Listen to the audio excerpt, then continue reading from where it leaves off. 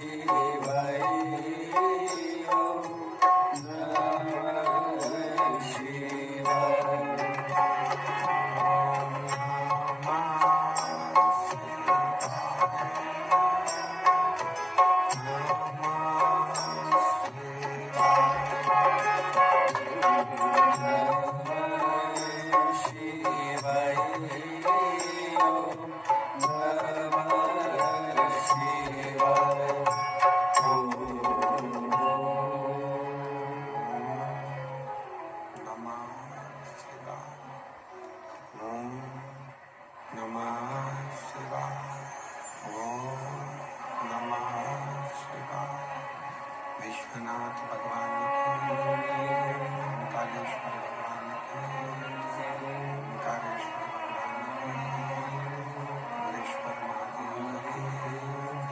हर हर महादेव, हर हर महादेव, हर हर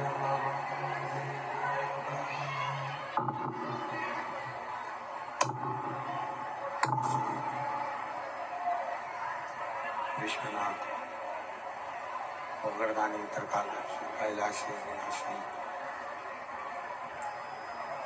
भगवान श्री, जिनकी पुनीत पावन पवित्र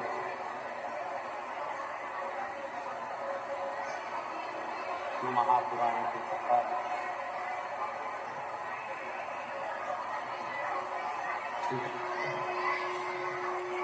भगवान देवाधिदेव महादेव की कृपा से, उनकी करुणा, उनकी उदारता से भीलवाड़ा राजस्थान की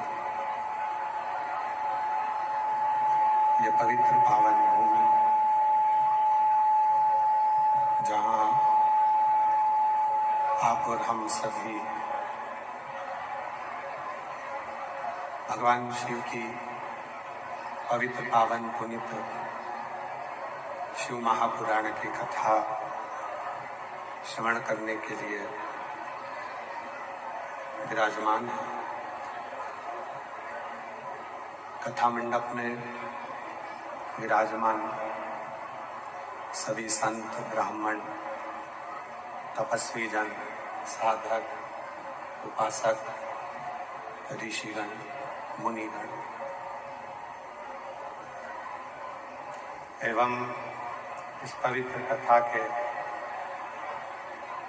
प्रांगण में भगवान शिव की अविरल कथा को श्रवण करते सभी श्रोता भाई बहन, कथा के आयोजक चंदी राय, कथा के आयोजक श्री संकट मोचन हनुमान जी महाराज एवं श्री संकट मोचन हनुमान मंदिर के महंत श्री बाबूगिरी जी महाराज, जो इस दिव्य कथा को भीलवाड़ा नगर में लेकर आए हैं, एक बार उनके लिए जोरदार ताली बजाकर उनका स्वागत वंदन अभिनंदन। जिनका अथक प्रयास और प्रबल प्रयास इस कथा को भीलवाड़ा की पवित्र भूमि पर, भीलवाड़ा की पवित्र धरा पर लेकर आए। साथ में कदम से कदम मिलाकर जिन्होंने इस पवित्र कथा को संजोया, क्षेत्रीय विधायक श्री अशोक जी कोठारी जी, जिनका अथक सहयोग इस दिव्य कथा को मिला और कदम से कदम मिलाकर ये पवित्र कथा की व्यवस्था में तत्पर रहे। एक बार उनके लिए भी जोरदार ताली बजाकर उनका साधुवाद। एवं श्री शिव महापुराण कथा समिति भीलवाड़ा राजस्थान, जहाँ की पवित्र भूमि पर भीलवाड़ा की ये पवित्र समिति इस पवित्र शिव पुराण की कथा को दिव्यता भव्यता के साथ में आयोजित कर रही है। ये स्पीकर कान लगाओ ना, ऊपर वाले। भगवान शिव ओगरदानी, त्रिकालदर्शी, कैलाशी, अविनाशी, जिनकी पवित्र कथा संपूर्ण जनमानस को एक ऊर्जा प्रदान करती है। भीलवाड़ा नगर, जहाँ के प्रत्येक क्षेत्र में भगवान शिव ही विराजमान है। थोड़ी थोड़ी दूरी पर यदि आप जाएंगे भीलवाड़ा में,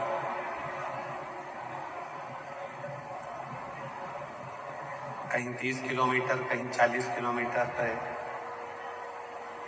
भगवान शिव के ऐसे प्राचीन दिव्य स्थल है, जहाँ स्वयं भगवान शंकर नित्य अपने भक्तों का कल्याण करने के लिए विराजमान है। और तेरी कृपा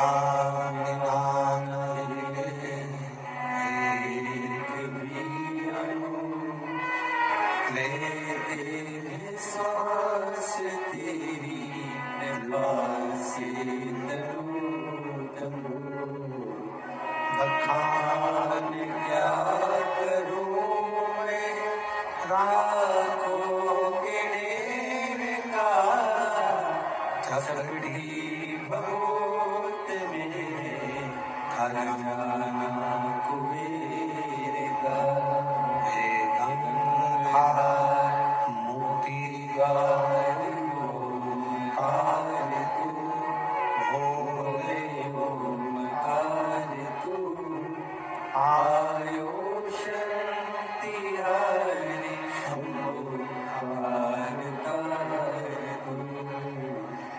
शिव भक्ति हमारे मुक्ति के पथ को निश्चित करती है। और जिस दिन हमारी चित्त वृत्ति में, हमारे मन में शिव आकर विराजमान हो जाते हैं, उस दिन हमारे जीवन की सारी तकलीफें, सारे कष्ट, हमारे जीवन के जितने भी दुख हैं, कष्ट हैं, तकलीफें हैं, वो सब शिव की हो जाती है।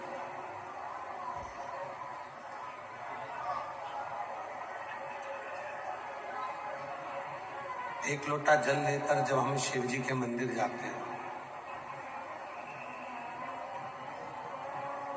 घर से जल भरकर, पानी भरकर, लोटे में जल लेकर जब हम भगवान शंकर के मंदिर में पहुंचते हैं शिव को जल चढ़ाने के लिए, भगवान शंकर को जल समर्पित करने के लिए, भरा हुआ पात्र लेकर, लोटा लेकर, भरा हुआ पात्र लेकर, लोटा लेकर, जल लेकर जब हम शंकर जी के मंदिर में पहुंचते हैं और वहां जल समर्पित करते हैं, आपका पात्र आप वापिस लेकर आते हैं। कभी विचार करिएगा कि घर से गए तो लोटा भरकर जल लेकर गए, वापिस आए 2-4 बूंद उसमें शिव जी का चढ़ा हुआ जल लेकर आए, थोड़ा सा जल शिव जी का चढ़ा हुआ लेकर आए। मतलब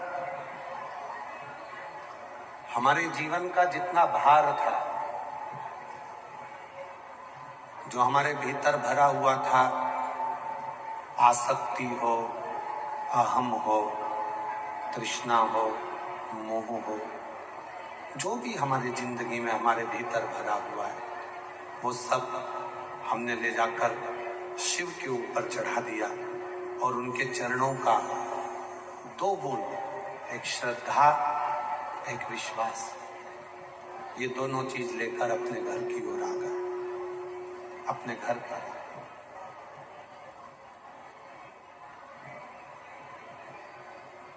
शिव तुमसे तुम्हारा धन, तुम्हारी दौलत या तुम्हारी संपदा शिव कभी नहीं मांगते। भगवान शंकर आपसे कभी धन और दौलत या संपदा कभी नहीं मांगते। भगवान शिव यदि आपसे मांगते हैं तो केवल एक सच्ची भक्ति और एक विश्वास।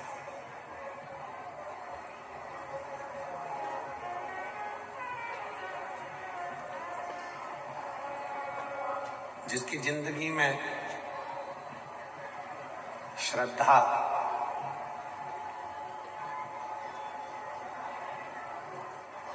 और विश्वास, ये 2 चीजें प्रबल नहीं हैं, उसकी जिंदगी में बहुत अड़चन है।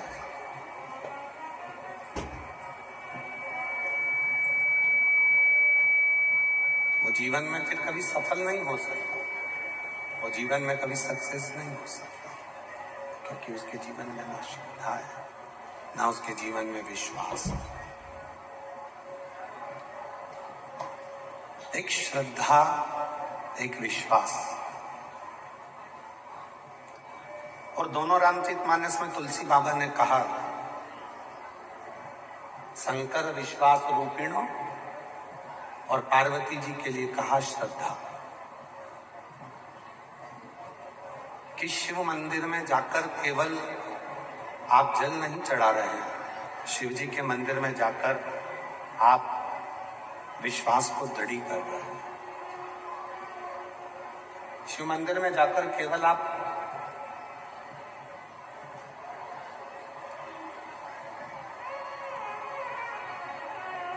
आवाजें खोलो भाई, बाहर के पंडालों की आवाजें खोलिए, सब दूर की। भीतर भी आवाज कम है तो बाहर भी आवाज कम होगी, अंदर भी स्टेज पे आवाज कम है तो बाहर की आवाजें जितनी भी हैं सब दूर की खोल दीजिए। शिव को हम केवल शिव के पास में जा रहे हैं, भगवान शंकर के नजदीक जा रहे हैं, शिव जी की शरणागति में जा रहे हैं, भगवान शंकर के पास जा रहे हैं, तो एक विश्वास और एक श्रद्धा, 2 चीज।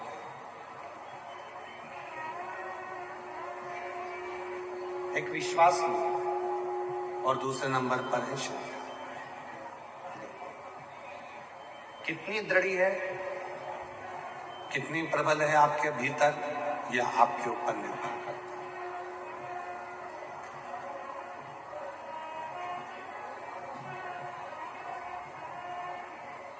जब हम भगवान शंकर की शरणागति में जाते हैं, भगवान शिव के पास जाते हैं, भगवान शंकर के पास एक लोटा जल समर्पित करने के लिए जाते हैं, तो पूर्ण भरोसा लेकर, पूर्ण श्रद्धा लेकर जाओ।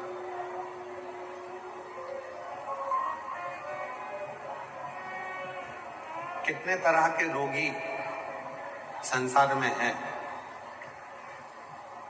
किसी के पाँव में तकलीफ है, किसी के पीठ में तकलीफ है, किसी के श्रवण में तकलीफ है, किसी की नासिका में तकलीफ है, किसी के नेत्रों में तकलीफ है, किसी के दंत में तकलीफ है, किसी के मुख में तकलीफ है।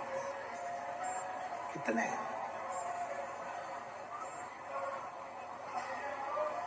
एक नेत्र का रोगी, अरे आवाज खोल दो भाई, उधर पीछे की आवाज खोलो ना पंडालों की। एक नेत्र का रोगी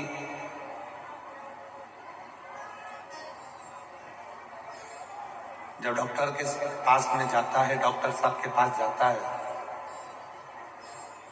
तो वो नेत्र का रोगी डॉक्टर के पास जाकर कहता है, डॉक्टर साहब मेरी आंखों से दिख नहीं रहा, तकलीफ है मेरे नेत्र।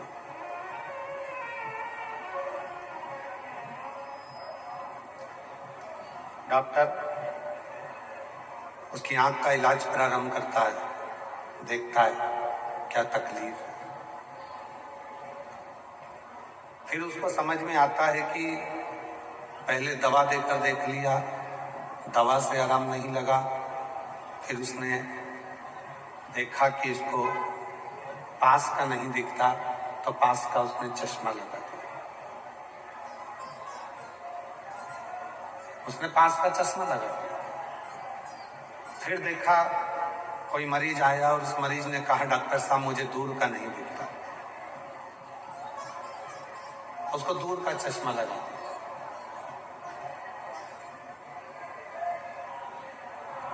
पर कोई कोई मरीज ऐसा होता है कि उसको पास का भी नहीं दिखता और दूर का भी नहीं दिखता।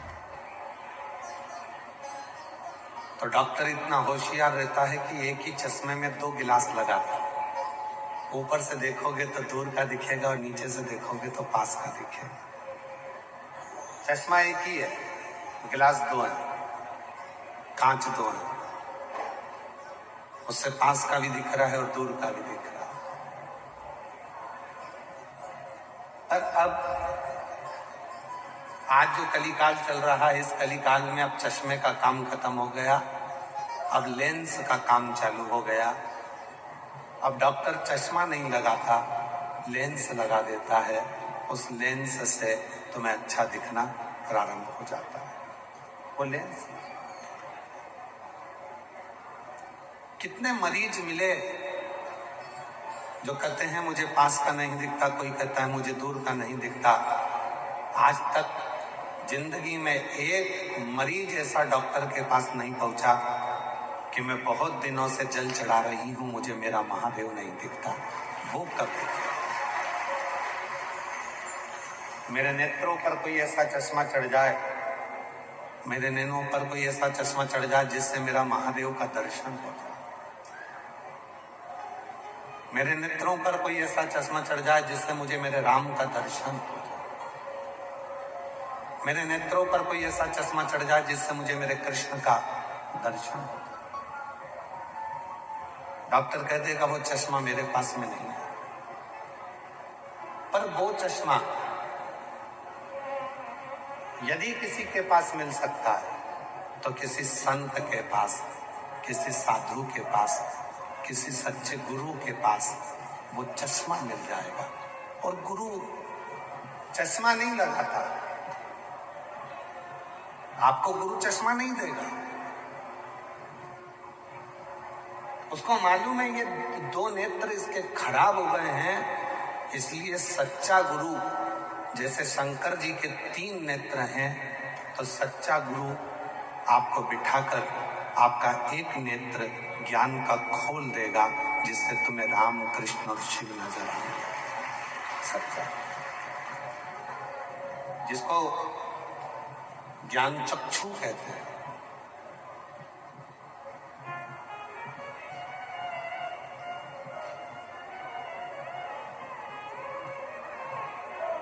एक ऐसा नेत्र जिसमें सब में समता दिखेगी आपको। एक ऐसा नेत्र जिसमें कोई ऊपर नीचे नजर नहीं आएगा। ब्रह्मा जी के 4 हाथ का दर्शन आप लोग करते हो, भगवान विष्णु के 4 हाथ का दर्शन आप करते हो, पर कभी भी भगवान शंकर की मूर्ति का दर्शन करना तो आपको 4 हाथ का दर्शन नहीं होगा, शिव जी के 2 हाथ का दर्शन होगा।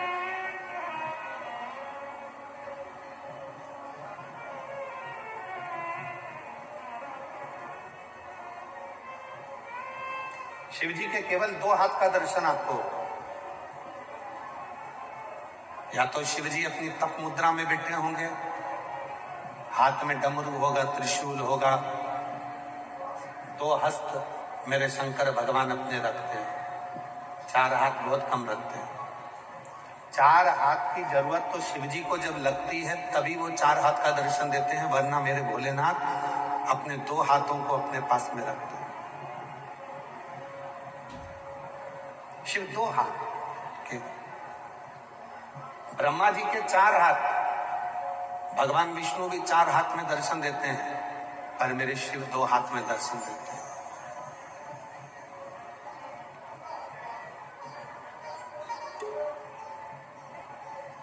क्यों? किसी ने पूछा कि भगवान शंकर अपने 2 हाथ क्यों रखते हैं, तो शिव जी से मां पार्वती जी ने भी कहा कि ब्रह्मा जी तो 4 हाथ रखते हैं, भगवान विष्णु 4 हाथ रखते हैं, सब देवता 4 हाथ रखते हैं, आप 2 हाथ रखते हो, क्यों?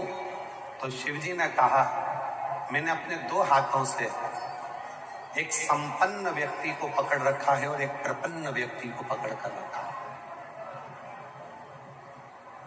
और जिसने अपनी जिंदगी में संपन्न और प्रपन्न इन दोनों को पकड़ कर रखा है, उसी ने अपनी जिंदगी को प्रसन्नता में जिंदगी को जीना प्रारंभ किया। और आज की जो स्थिति है, आज का जो समय है, आज की जो स्थिति है, आज का जो समय है, ये बड़ा विचित्र समय है। आज के समय में व्यक्ति प्रपन्न व्यक्ति को कम पकड़ता है और संपन्न व्यक्ति को ज्यादा पकड़ता है। थोड़ा सा पैसे वाला कोई तुम्हारा रिश्तेदार होगा तो तुम तुरंत उसका गुणगान गाना प्रारंभ कर दोगे। अरे वो जयपुर में वो रहता है ना, जिसका सोने चांदी का काम है, इतना बड़ा काम है, वो हमारा मौसी का छोरा है। अरे वो वहां का जो वो है ना मंत्री, वो हमारे काका जी का लड़का है।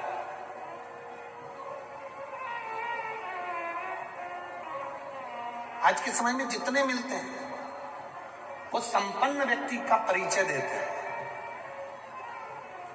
आज तक एक व्यक्ति नहीं मिला जिंदगी में कि जो प्रपन्न व्यक्ति का परिचय दे रहा हो, गरीब का परिचय दे रहा हो, जिसके पास धन नहीं है उसका परिचय दे रहा हो, जिसके पास संपदा नहीं है उसका परिचय दे रहा हो, जिसके पास दौलत नहीं है उसका परिचय दे रहा हूं, जो सब्जी का ठेला लगा रहा है उसका परिचय दे रहा हूं, जो पान की दुकान लगा रहा है उसका परिचय दे रहा हूं, जो कबाड़े का काम कर रहा है उसका परिचय दे रहा हूं, जो रोड पे बैठकर थोड़ा सा कपड़े का व्यापार कर रहा है उसका परिचय दे रहा हूं। ये दुनिया संपन्न व्यक्ति का परिचय देती है पर प्रपन्न व्यक्ति का परिचय नहीं देती। और मेरे शंकर भगवान एक ऐसे मेरे देवाधिदेव महादेव हैं जो संपन्न को भी पकड़ते हैं और प्रपन्न को भी पकड़ते हैं और बीच में आनंद है।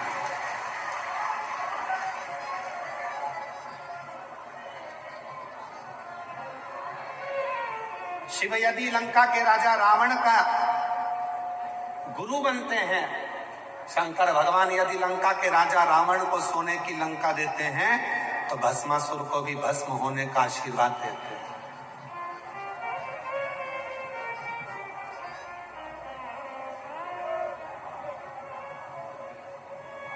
शिव यदि चोर को कुबेर पद प्रदान करते हैं, तो कड़प की नेत्र की ज्योति भी प्रदान करते हैं, वो शिव है। उनके पास संपन्न और प्रपन्न दोनों ही बराबर, दोनों संपन्न भी बराबर है और प्रपन्न भी बराबर है।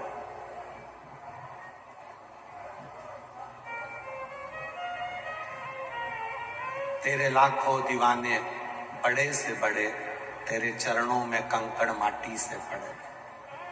करोड़पति है तो भी शिव के लिए वो कंकड़ है, और गरीब है तो भी शिव के लिए वो कंकड़ है। शिव के लिए कोई बड़ा छोटा नहीं है। और मेरी जीजियों, बहुत सावधानी से सुनिएगा कथा को। जयपुर में जब कथा कही थी और उसके बाद में आरणी यवतमाल में जो कथा कही थी, तो आरणी यवतमाल में कथा में कहा था, शिव जी को चांदी के लोटे का जल जितना प्रिय नहीं है। सुनी थी कथा आप लोगों ने? किस किस ने सुनी थी? हाथ उठाओ जरा। आप सबको बताया था, शिव को जितना चांदी के लोटे का जल प्रिय नहीं है, शिव को जितना सोने के लोटे का जल प्रिय नहीं है, शिव को जितना कांसे के लोटे का जल प्रिय नहीं है, शिव को जितना हीरे और चांदी के लोटे का जल प्रिय नहीं है, शिव को उतना तांबे के लोटे का जल प्रिय है, क्योंकि शिव ने ही उस तांबे को बर्फ डाला।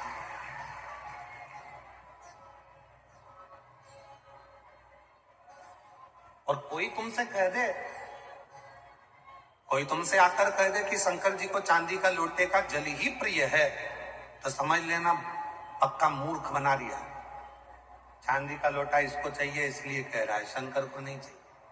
शंकर तो तुम्हारा लोटा कभी देखता ही नहीं है।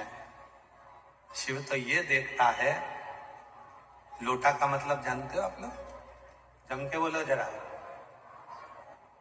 जम के तो बोलो। लोटा का मतलब जानते हो क्या? कलश। लोटा का मतलब होता है, हम कहते हैं सारी समस्या का हल एक लोटा जल। हमने ये नहीं कहा कि एक कलश जल, हमने लोटा जल। लोटा मतलब जिसके दरवाजे पर तुम जो लेकर जा रही हो वही लोटा कर वापिस दे दे, तो समझ लो कि लोटा लेकर गई थी और लोटा भर कर लेकर।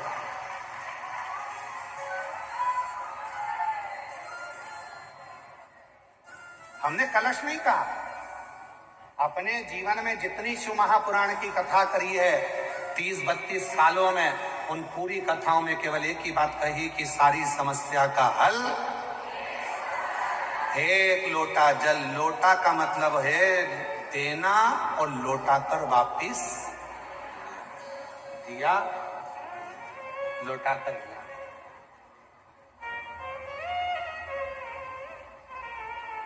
या देकर वापिस दिया। चांदी प्रिय नहीं, सोना प्रिय नहीं, हीरा प्रिय नहीं, तुम्हारा करोड़ों का धन प्रिय नहीं। शिव की प्रियता है, शिव की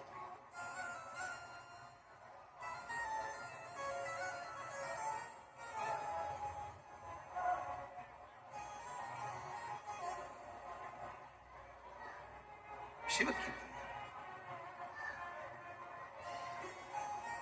कहां से लाऊं गंगा, कहां से लाऊं यमुना।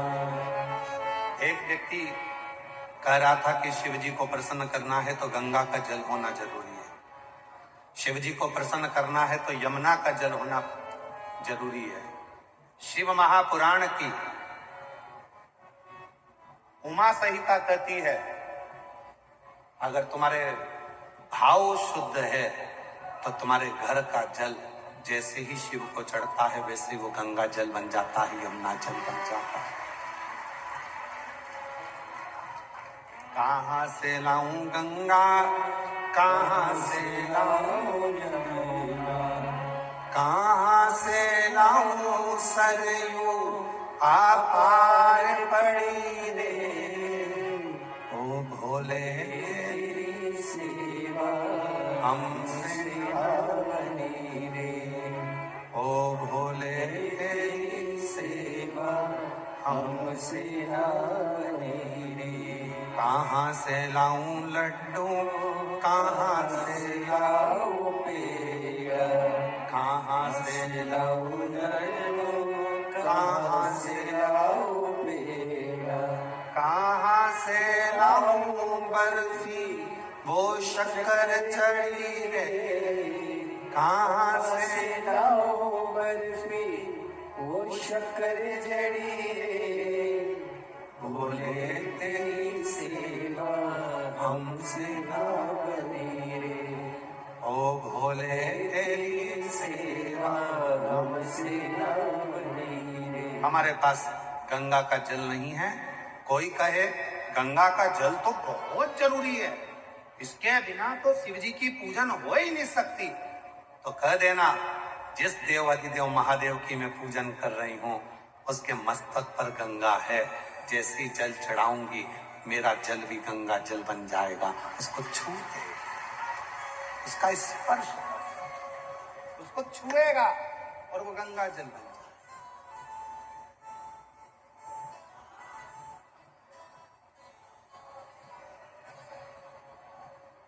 भविष्य पुराण में लिखा है चरण किसके छूना चाहिए।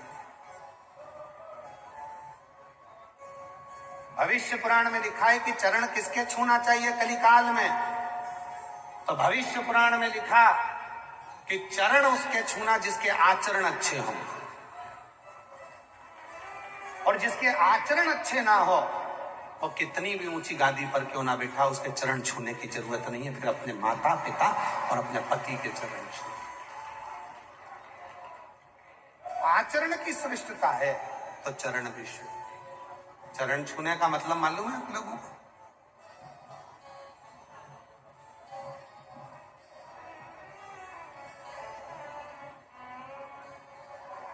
चरण छूने का मतलब है जिसके भी हम चरण छू रहे हैं, वैसे तो आप लोगों से निवेदन है हमेशा याद रखो केवल घर के बुजुर्गों के, माता पिता के और अपने पति के, अपने पति के चरण छू लिया।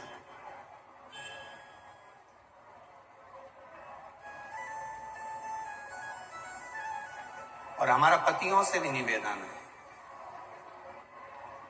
तुम क्यों हंस रही हो? हम तो कुछ बोलते ही नहीं। मेरा पतियों से भी निवेदन, कभी बन सके हम ये नहीं करें कि तुम अपनी पत्नी के चरण छुओ, पर इतना सा निवेदन है इसका दिल छूने का प्रयास जरूर करना। ये मेरी जितनी जीजियां हैं ना, ये मेरी जितनी बहनें हैं, ओ मेरे जीजा, ये मेरी जितनी जीजियां हैं ना, इनका दिल बड़ा साफ। तुम भले चरण मत छुओ पर इनका दिल जरूर छुओ, इनका हृदय जरूर, कि इसके भी मन में थोड़ी चोट पहुंचती होगी, इसके भी दिल में कुछ ना कुछ तो होगा। कभी तो एकांत में बैठकर उससे पूछा करो कि तू उदास क्यों रहती है, तू चुप क्यों रहती है, क्या बुरा लग गया तुझको, क्या तकलीफ है तुझको। कभी तो दिल छूने का प्रयास कर। और ये कथा सियोर वाला महाराज अपने मन से नहीं कर रहा, ये कथा शिव महापुराण से कर रहा। चंचुला देवी एकदम चुप होकर बैठी थी, मौन होकर बैठी थी, और पार्वती जी ने जाकर पूछा था कि मेरे पति को ये पसंद नहीं कि तुम चुप रहो।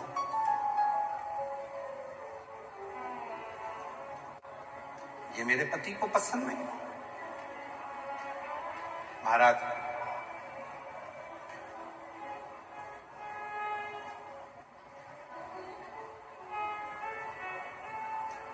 दिन भर मुंह फुलाकर, भगोने जैसा मुंह बनाकर घर में बैठी रहो तो ये किसको पसंद आए? प्रसन्न नहीं।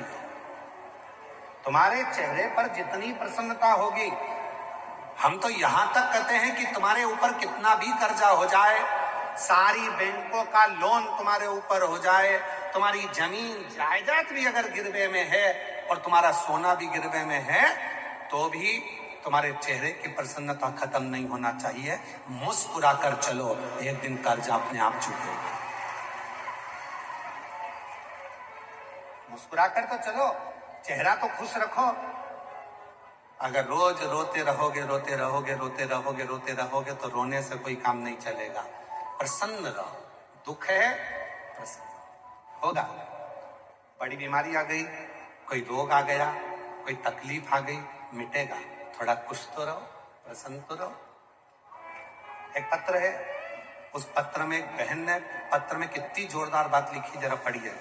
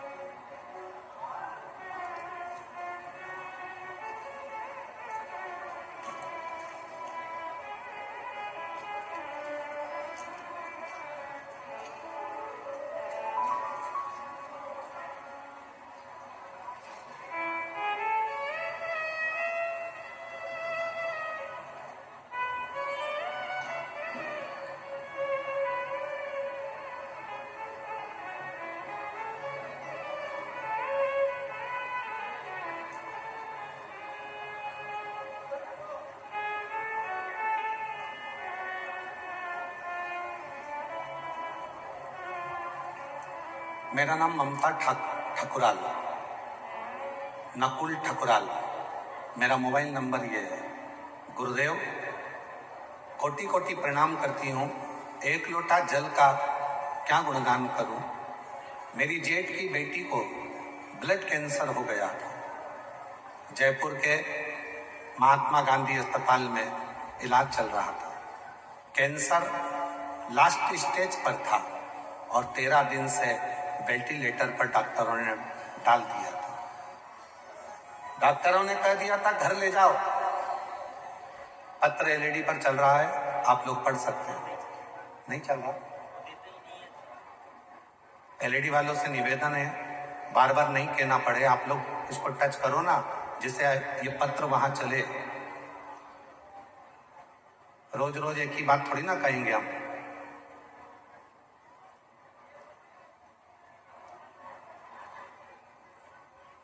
एक लोटा जल का मैं क्या गुणगान करूं।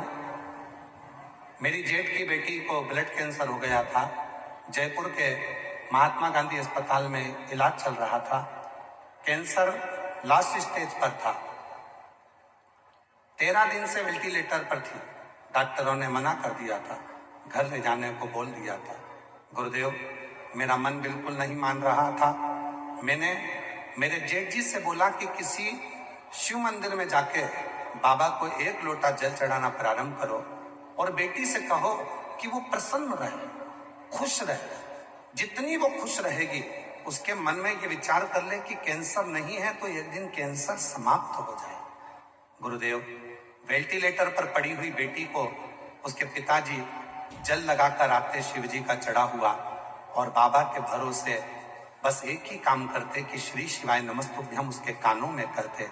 3 दिन नहीं हुए और बेटी को वेंटिलेटर से नीचे उतार दिया। गुरुदेव, बाबा की ऐसी कृपा हुई, 3 दिन में वेंटिलेटर से नीचे उतार दिया।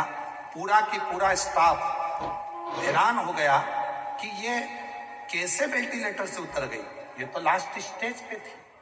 पर बाबा की ऐसी कृपा हुई गुरुदेव, आज पूरी तरह से वो स्वस्थ हो गई। आपका एक कहना माना। आप कहते हो कि बड़ी से बड़ी बीमारी हो जाए तो भी अंदर से सोचना कि मुझे कोई बीमारी नहीं है, तो एक दिन बाबा उस बीमारी को समाप्त जरूर कर देता है। और वही आज मैं बाबा को यहाँ प्रणाम करने के लिए आई हूँ। मेरा नाम ममता ठकुराल, नकुल ठकुराल मेरा मोबाइल नंबर ये है। मैं बाबा को यहाँ प्रणाम करने के लिए। एक पत्र और है, देखिए, आस्था चैनल पर पत्र को पढ़िए। मैं आशा अपूर्वा टेलर, भीलवाड़ा, बापू नगर निवासी हूँ। मेरा बुटीक वर्क है। सिलाई को गुरुदेव, कोविड के दौरान मुझे ब्लड कैंसर हो गया था। मेरा इलाज दिल्ली के एम्स हॉस्पिटल में चल रहा था। बचने की कोई उम्मीद नहीं थी। 4 कीमो हो चुके थे। डॉक्टर ने कह दिया था कि अंतिम है और इसका स्वास्थ्य सुधर नहीं रहा। डॉक्टर ने हाथ ऊंचे कर दिए। जब सब दूर से हार गए, तब मेरी ननंद नंदोई ने कहा, वो सीहोर वाला बाबा कहता है कि शिव के मंदिर में अगर एक फुलेरा बांधा जाए और बेलपत्र चढ़ी हुई सिराने पर रखी जाए, आराम लगना प्रारंभ होता है। और मेरे परिवार वालों ने शिव का नाम लेकर, कुंदकेश्वर का नाम लेकर वही किया। और आज 5 वर्ष हो गए, मैं पूरी स्वस्थ होकर बाबा की कृपा से अपना बूटीक चला रही हूं और शिव की कृपा से मैं स्वस्थ हूं। शिव की कहीं बैठी हो, आशा अपूर्वा टेलर, भीलवाड़ा, बापूनगर निवासी, कहीं बैठी हो तो आ सकते। शिव तत्व किसको कहते हैं? भगवान शंकर की पवित्र कथा किसको कहते हैं?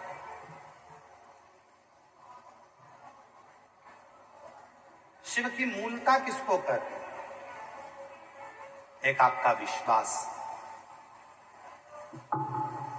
एक आपकी दृढ़ता, एक आपका भरोसा। शिव के और जब तक विश्वास पूर्ण नहीं होगा, तब तक शिव नहीं मिल सकता। जब तक विश्वास पूर्ण नहीं है, तब तक शिव नहीं मिलेगा। शिव को पाने का सबसे सुंदर तरीका है आपका भरोसा, आपका भरोसा। और शंभु शरण पड़ी, मांगू घड़ी रे घड़ी, दुख काटो, दया करी दर्शन आपो। शंभु शरण पड़ी, मांगू घड़ी रे घड़ी, दुख काटो, दया करी दर्शन आपो। शिव को विश्वास पर, भरोसे पर, दृढ़ता पर जीता जा सकता।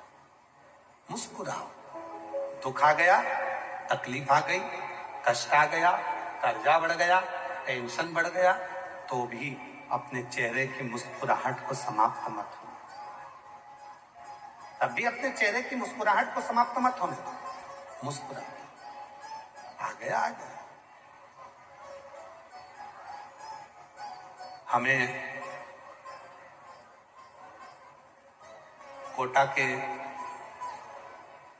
एक सुमित, उनके लड़के का नाम है, और हरि कृष्ण उनके पिता का नाम, चौहान है। उन दोनों का स्मरण आता है। कोटा के जब शर्मा जी कथा कराए, तब उस समय पर हमारा वहां जाना हुआ। तो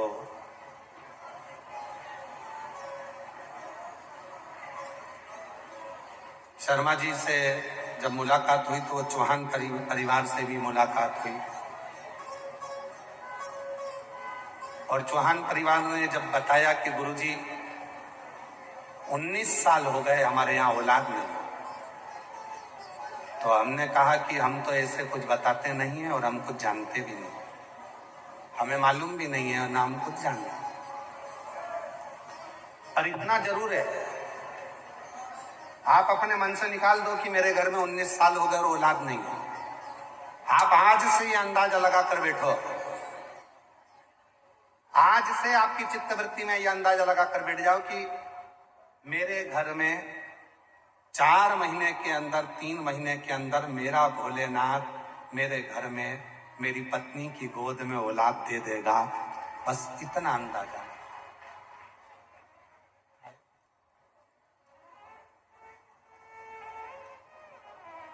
उनका एड्रेस तो हमको स्मरण में नहीं है, बस नाम का स्मरण है, सुमित चौहान, और उनके पिताजी का नाम हरे कृष्ण। तो कुछ महीने के बाद में जब वो सीहोर आए, मिले, हम शर्मा जी की कथा में मिले थे गुरु जी। बाबा की कृपा से गर्भ ठहर गया और बेटी ने जन्म दिया, बेटी है।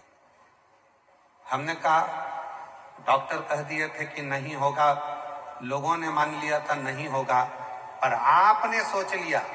और यहाँ कितनी मेरी जीजियां बैठी हैं, कितने मेरे जीजा बैठे हैं, जितनी मेरी जीजियां, जितने मेरे जीजा बैठे हैं, अगर तुम्हारे घर में भी भले कर्जा हो गया, टेंशन आ गया, बीमारी आ गई, या तुम्हारे गर्भ से बच्चा नहीं है, तो भी तुम आज शिव महापुराण की कथा से यहाँ की मिट्टी को आरती के बाद अपने हृदय से लगाकर ये विश्वास कर कर जाना कि 3 महीने में मेरा बाबा मेरा दुख मिटा देगा और मेरे घर में खुशियां लाए,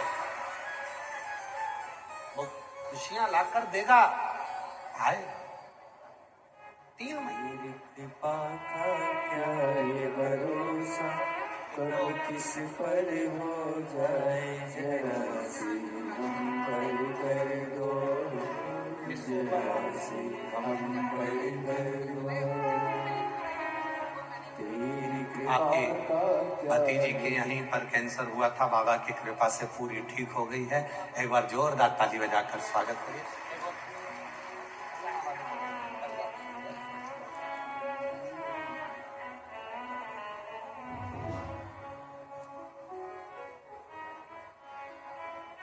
तेरी कृपा का क्या ये भरोसा, कब किस पर हो जाए, जरा सी हम पर कर दो, जरा सी हम पर कर दो। जिस पर भी हो गई तेरी कृपा करुणा, वो भव पार हुआ, भव पार हुआ। पापी हो चाहे जितना, उसका भी बाबा उद्धार हुआ, उद्धार हुआ।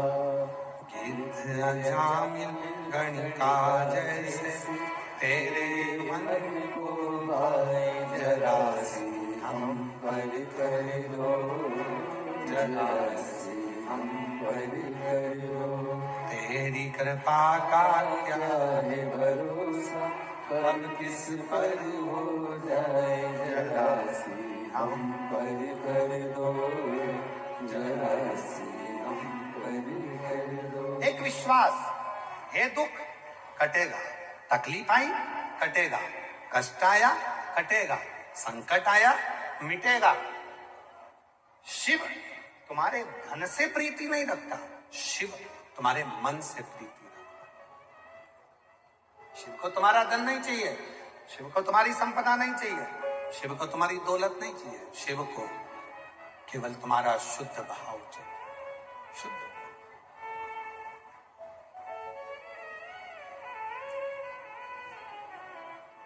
संपदा से शिव कभी प्रसन्न नहीं होने वाला।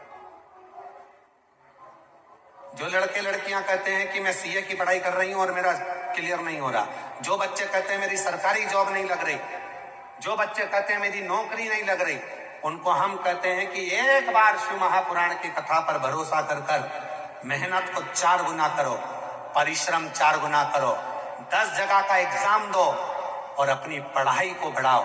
और जब एग्जाम देने जाओ तो बेलपत्री की बीच वाली पत्ती पर शहद लगाकर फिर जाओ और बाबा को साथ विचार कर कर जाना, बाबा सब सफलता क्यों नहीं देगा।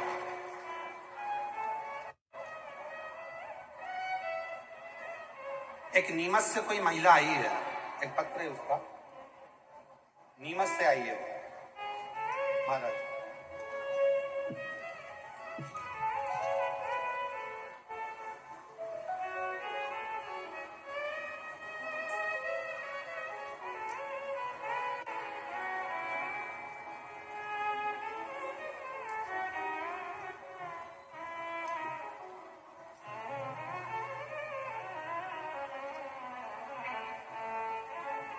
अब जरा पत्र को देखिएगा, एलईडी पर पत्र पढ़िए और आस्था चैनल पर पत्र पढ़िए, जरा ध्यान दीजिएगा।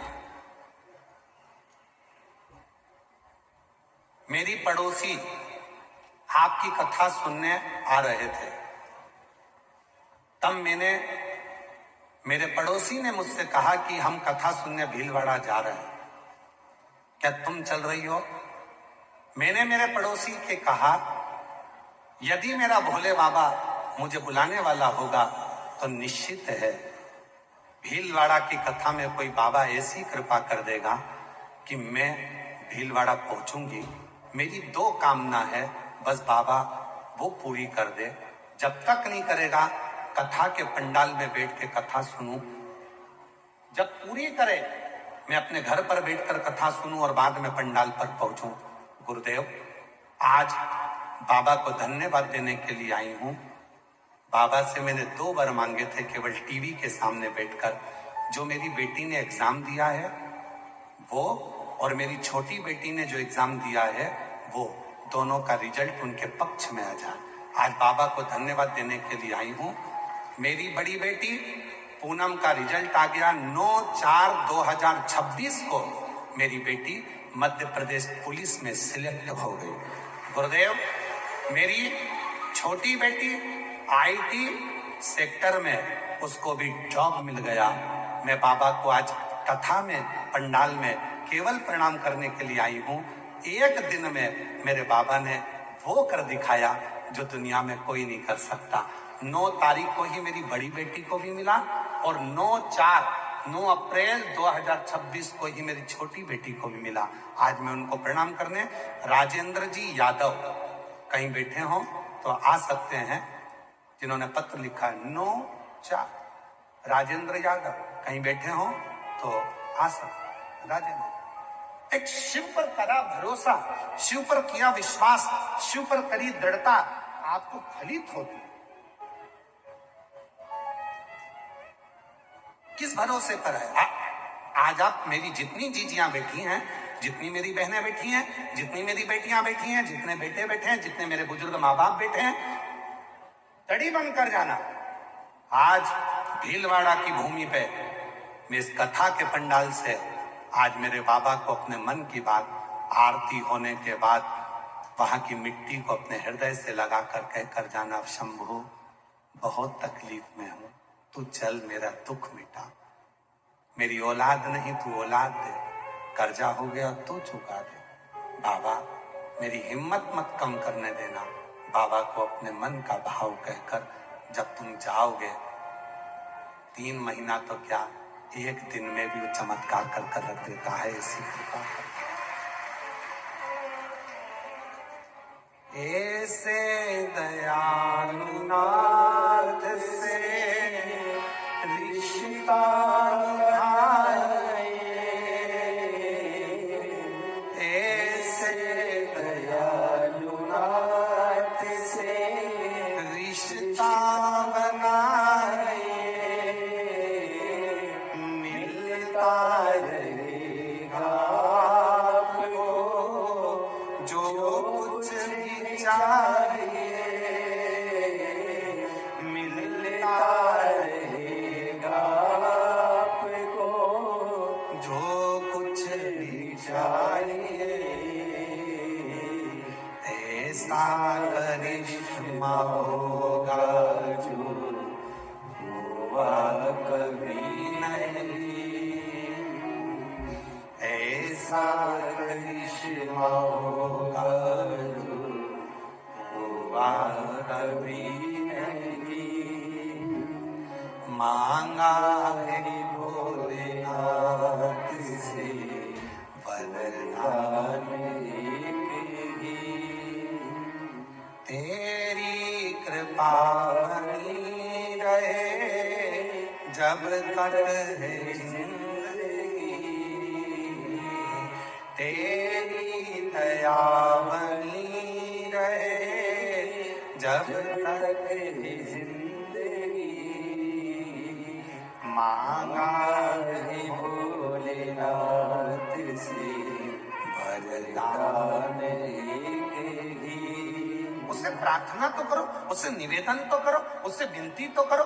हम विश्वास को दृढ़ बनाकर जाए, भरोसे को दृढ़ बनाकर जाए। हम फिर निवेदन करेंगे, शिव महापुराण की कथा में तुम भीड़ बढ़ाने के लिए बिल्कुल मत आओ, क्योंकि भीड़ की जरूरत नहीं है, शिव को भाव की जरूरत है। अगर भाव बढ़ाने के लिए आना हो तो शिव पुराण, जिसको भीड़ की जरूरत है वहां जाओ, जहां भीड़ की जरूरत पड़े वहां भीड़ बढ़ाओ, पर शिव पुराण की कथा में आए हो तो भाव लेकर। और आज ये कथा का पंडाल कह रहा है, 1 2 3 4 5 6 और एक पंडाल और नया लगा दिया।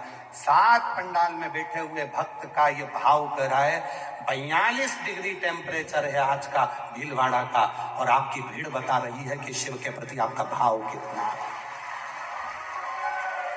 आप सबके घर में पंखे लगे हैं, आप सबके घर में कूलर लगे हैं, आप सबके घर में एसी लगे हैं, आप सबके घर में ठंडाई है, आप सबके घर में सोफे लगे हैं, आप सबके घर में पलंग लगे हैं, आप सबके घर में टीवियां हैं, आप सबके घर में सारी सुविधा है। चाहते तो घर में रहकर तुम टीवी के सामने बैठकर, एसी में बैठकर, कूलर में बैठकर, पंखे में बैठकर कथा सुनते रहते। पर तुम्हें मालूम है कि मेरे बाप के पास जाऊंगी तो मेरा बाप बिना दिए भेजेगा नहीं, इसलिए 45 डिग्री टेम्परेचर में भी तुम शिव के पास है। 42 डिग्री टेम्परेचर में भी तुम भगवान शंकर के पास आए हो, अपने दिल की बात कहने के लिए, अपने मन की बात कहने के लिए। और याद रखना, गर्मी की छुट्टी में तो बेटियां अपने पापा के पास हमेशा जाती हैं, पर जब अचानक बेटी जब बाप के पास जाती है तो पापा को भी चिंता लगती है कि बेटा तू आज अचानक कैसे आ गई, तू तो कभी एसी में से बाहर नहीं निकलती थी, तू तो कभी कूलर में से बाहर नहीं निकलती थी, आज तू कथा के पंडाल में कैसे बैठ गई। मतलब पापा को भी चिंता हो जाती है कि मेरी बेटी अचानक आई है, मतलब कुछ चाहिए इसको, खाली नहीं भेजूंगा, इसकी झोली भर कर भेजूंगा। ये पिता भी जानता है। छुट्टी में आती तो चल जाता, हर बेटी छुट्टी में आती है, गर्मी की छुट्टी में हर बेटी आती है, पर अचानक अगर बेटी आ जाए तो बाप को भी सोचना पड़ता है कि मेरी बेटी को कुछ तकलीफ आई है, कुछ कहने आई है, कुछ बोलने आई, कुछ कहना चाहती, कुछ चाहिए उसको, कुछ बोलना चाहिए। और धन्य है भीलवाड़ा के भक्त। मैं भीलवाड़ा की एक एक माताओं को, और हम जिस जगह पर ठहरे हैं, बाहेती परिवार के जिस प्रांगण में हम रुके हैं, बाहेती परिवार के उस प्रांगण से जहां से हम रुके हैं, हम जब वहां से चलते हैं और यहाँ तक जहां तक हम आते हैं, उस पूरे मार्ग में हमने देखा जगह जगह पर भीलवाड़ा के भक्तों ने अपने घर के बाहर पानी के कैन रख रखे हैं, लोटे रख रखे हैं, गिलास रख रखे हैं। उनको मैं प्रणाम करता हूँ। भीलवाड़ा के ऐसे श्रोताओं को, भीलवाड़ा में निवास करने वाले ऐसे भक्तों को, भीलवाड़ा की पवित्र धरा पर रहने वाले भीलवाड़ा के निवासियों को, जिन्होंने अपने घर के दरवाजे पर पानी के कैंपर भरकर रख दिए, पानी के जार भरकर रख दिए, हाथ जोड़ जोड़ कर लोगों से करें, सब पानी पियो ना, सब जल पियो ना, सब पानी ले ना, हाथ जोड़ जोड़ कर करें। मेरा उन सब के चरणों में नमन करता हूँ। भीलवाड़ा जैसा प्यार शायद कहीं देखने को मिले जो तुमने प्यार दिया। धन्यता है आपकी, साधुता है आप। सब पानी पियो ना, सब जल लो ना, लोटा लेकर खड़े, जल लेकर खड़े, भैया पानी पियो, माँ थोड़ा जल पी लो, थोड़ा जल ले लो, थोड़ा जल ले लो, जल। आप हाथ जोड़कर भाव से पिला रहे, ये आपकी श्रद्धा है, ये आपका विश्वास। भूखे को भोजन, प्यासे को पानी, और जय बाबा बर्फानी, बस शिव की यही निशानी है। मेरे शंकर की निशानी यही है कि भूखे को भोजन और प्यासे को पानी, और जय बाबा बर्फानी। इसलिए शिव महापुराण की कथा में, हर कथा में आप देखते होंगे हजारों लाखों लोग केवल कोई टॉफी बांटे, कोई बिस्कुट बांटते, कोई खाने का बांटे, कोई बांटे, कोई रात्रि को आ रहा है, आधी रात को। मैं भीलवाड़ा वालों से कहूंगा, रात के समय आकर देखना कभी इस पंडालों का नजारा, आप कुंभ भूल जाओगे कि हमारे भीलवाड़ा में भी कुंभ भरा है, ऐसा नजारा कभी देखने को नहीं मिलेगा। रात को आओ, मेरी जीजियां बैठती हैं, भजन गाती हैं, श्री शिवाय नमस्तुभ्यम, कोई भजन में डूबी, कोई नाच रही, किसी को मतलब नहीं। शादी में तो दुनिया को नाचते हुए देखोगे, पर यहाँ कोई देखने वाला नहीं है, स्टेज पर कोई महाराज नहीं है, कोई देखने वाला नहीं है। वो अपनी मस्ती में नाच रही है, वो अपनी मस्ती में आनंद ले रहे हैं, वो अपनी मस्ती में कूद रहे हैं। नवयुवक बेटे, इस भीलवाड़ा के नवयुवक लड़के ढोलक बजाकर, मंजीरा बजाकर नाच रहे। इस भीलवाड़ा की नवयुवक बेटियां अलमस्त होकर यहाँ की सोशल मीडिया में अपनी अपनी वीडियो डाल रही हैं, यूट्यूब पर, इंस्टाग्राम पर। ये मेरा भीलवाड़ा है जहां शिव का कुंभ भराया है। ये बेटियां, ये बेटे, इसको कहते हैं भीलवाड़ा। आओ पधारो महाराज, इसको कहते हैं। ये कोई सत्ता? प्रेम दीजिए, प्रेम भीतर से निकाल दो। मेरे पास में ये नहीं है, भीतर से निकाल दो कि मुझे ये नहीं मिला, शिव देगा। और खाली ना जाता कोई दर से तुम्हारे, खाली न जाता कोई घर से तुम्हारे। एक पत्र है, अच्छा है। मैं भी खड़ी हो नदी बाहे फसारे, अपने हृदय से लगा